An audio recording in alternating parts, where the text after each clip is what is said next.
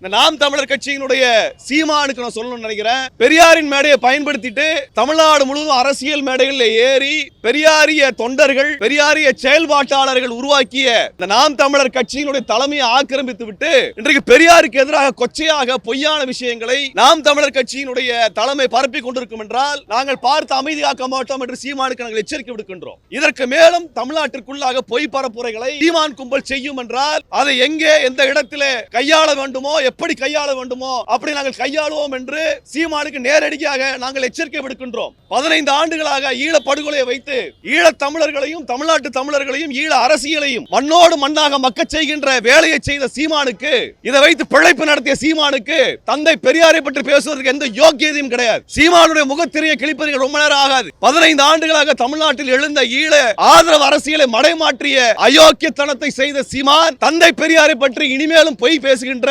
பரப்புரை செய்கின்ற செயலை பாரதிய ஜனதா கட்சிக்கான ஆதரவாக பெரியாரை இழிவுபடுத்துகின்ற வேலையை செய்வார் என்றால் நேரடியாக நாங்கள் எதிர்கொள்ள தயாராக இருக்கிறோம் என்று சீமானுக்கு நான் எச்சரிக்கை விடுக்கின்றேன். ஆகவே இது தந்தை பெரியார் மண். தமிழ்நாட்டு காவல்துறை கைகட்டி வேடிக்கை பார்த்து கொண்டிருக்கிறது. நாங்கெல்லாம் போராட்டம் நடத்தினா பழைய கவர்மெண்ட் பஸ்ல எங்களெல்லாம் கைது பண்ணி கொண்டு போகக்கூடிய தமிழ்நாடு காவல்துறை யாருக்காக வேலை செய்கிறது? திமுக அரசு யாருக்காக வேலை செய்கிறது கேட்க விரும்புகின்றேன். நீங்கள் பெரியாரின் அரசியலை செய்கின்றேன், திராவிட மாடல் நடத்துகிறேன் என்று சொல்லுகின்ற திமுக அரசு, ஆனால் தமிழ் உணர்வாளர்களை தமிழ்நாடு காவல்துறை கைது செய்கிறது.